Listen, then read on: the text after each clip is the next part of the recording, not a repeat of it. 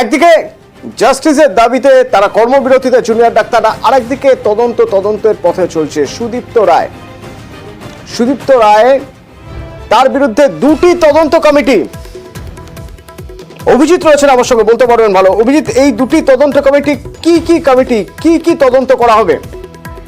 Atanu, Kolkata medical কলেজের central lab, যে central ল্যাবে রোগীদেরকে সেখানে রক্ত পরীক্ষা সহ নানাবিধ শারীরিক পরীক্ষা নিরীক্ষা করা হয়, সেই সেন্ট্রাল ল্যাবের দামি দামি যন্ত্রপাতি এবং সেখানকার কিট বাইরের বেসরকারি ভূঁইপোর বিভিন্ন ডায়াগনস্টিক সেন্টার তারা ব্যবহার করছিল। এই অভিযোগে Kolkata medical college students association, তারা স্টুডেন্ট ইউনিয়ন, তারা কর্তৃপক্ষকে চিঠি দিয়ে ডক্টর সুদীপ্ত রায়ের বিরুদ্ধে অভিযোগ জানায় এবং সেই অভিযোগের পরিপ্রেক্ষিতে কলকাতা মেডিকেল কলেজ কর্তৃপক্ষের তরফ থেকে 11 সদস্যের তদন্ত কমিটি গঠন করা হয়েছে, যার নেতৃত্বে রয়েছে ফরেন্সিক মেডিসিন বিভাগের বিভাগীয় প্রধান ডক্টর রঞ্জন বন্দ্যোপাধ্যায়।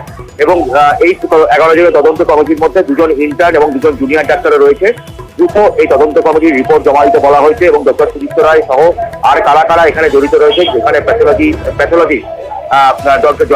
প্যাথোলজি জয়ন্ত ঘোষ, যিনি মেডিকেল কলেজের একটি ইউনিয়নেরও সম্পাদক, তার নামে অভিযোগ আছে।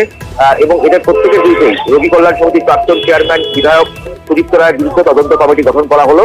এবং একই সঙ্গে কলকাতা মেডিকেল কলেজের ক্রিটিক্যাল কেয়ার ইউনিট, যেখানে প্রচুর রোগীর ভিড় থাকে, একটা বেড পেতে সেখানে দীর্ঘকাল অপেক্ষা করতে হয়।